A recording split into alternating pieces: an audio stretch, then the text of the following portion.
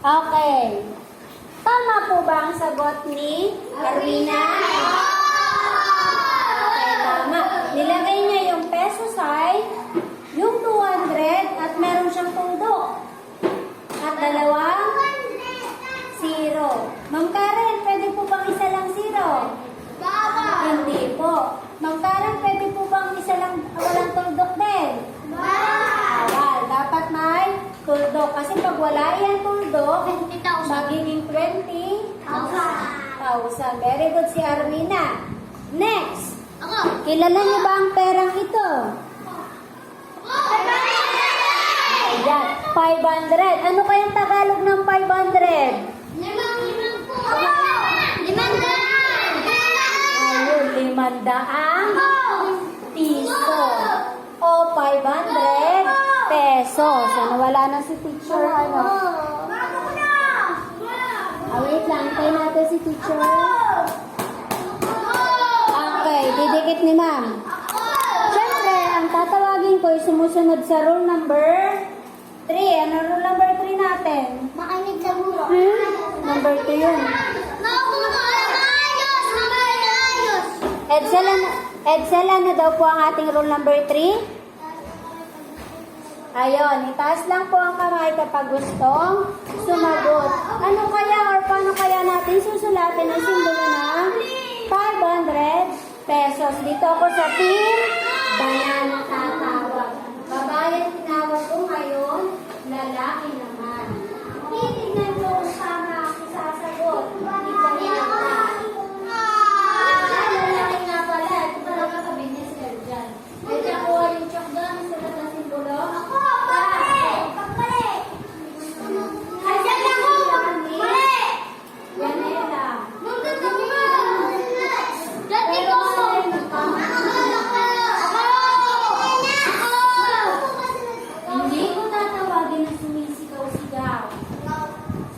Sa rule number 3, ayan, very good. Tama po ba? Meron, tuldok ba ito, anak ka?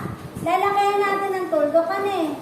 Ayan, tama po ba ang kanyang simbolo? Ayan, basahin niya natin lahat. Ayun, hindi lang po pwedeng 500 ha. Ano basa po? Ano kaya ang susunod na malaking pera?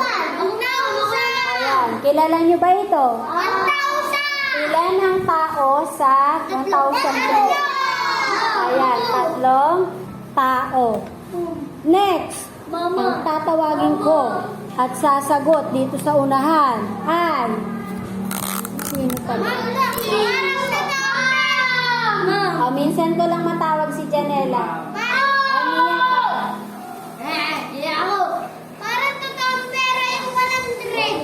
Para ba sa taong pera 100, yun na lang. Ayan, tignan natin. Sasagipin siya ni ano pagka pera niya, tama yan. 1,0,0,0,0,0,0,0. Anak, baliktad ang 1 mo. Naku, gustong-gusto ni Sir. Meron pa tayong pera, oh.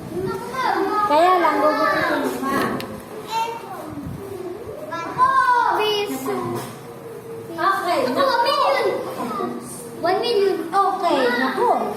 Anak, tignan mo mabuti. Baka sobra naman iyan. Ayun, nakita niya ang 1 million. sobra. 1 million. Ayan. That is not 1 million. 10,000 na nasulat niya. Pero ngayon, ano ang kanyang sinulat? Pakibasa po. 1,000 million. 1,000 pesos! Ayan, 1,000 pesos. 2,000 lang. Anong Tagalog ng 1,000 pesos? 1,000. 1,000.